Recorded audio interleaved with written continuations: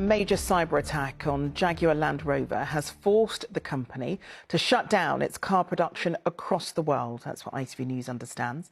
Operations have stopped at all of its global factories and it's struggling to sell, register or deliver its vehicles. It could be costing the manufacturer millions of pounds in lost revenue every day. One insider told us the impact was catastrophic.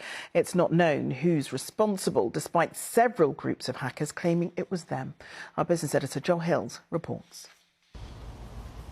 The shift change in Solihull was unusually quiet today. No cars have been built at this factory or any other since Sunday. Jaguar Land Rover has told many workers to stay at home. Rabu was asked to come in. What have you been doing today? Nothing. I stay there for nothing. I don't do nothing. Office staff are still in. They're trying to build a new system and everything to try and counteract the hack. But apart from that, there's just the managers are in really trying to figure out what to do with everybody. JLR has suspended production worldwide in India, China, Brazil and Slovakia. The cyber attack has forced the company to shut down all of its IT systems.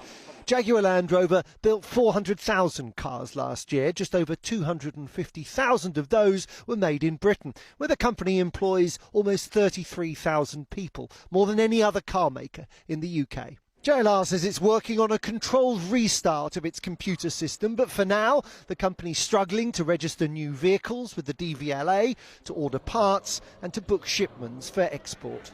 A source familiar with the situation at Jaguar Land Rover has told ITV News this is catastrophic. It's a complete shutdown. Given everything else going on in the industry, the shift to electrification and President Trump's tariffs, it's the last thing the company needs. The longer this lasts, the more likely it is the government will have to step in with some form of financial support, particularly for JLR's suppliers.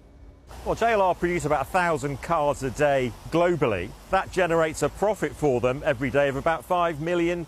So that's the loss in profit every day. So this is quite serious. It's very serious indeed. Essentially, their global operations have ground to a halt. JLR hasn't said who carried out the cyber attack or how they got in.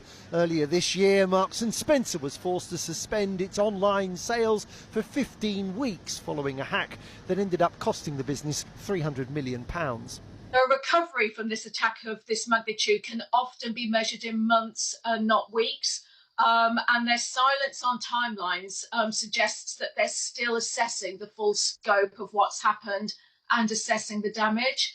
In a statement, JLR told us that there's no evidence any customer data has been stolen, that retail and production activities have been severely disrupted, and that it is working with law enforcement agencies.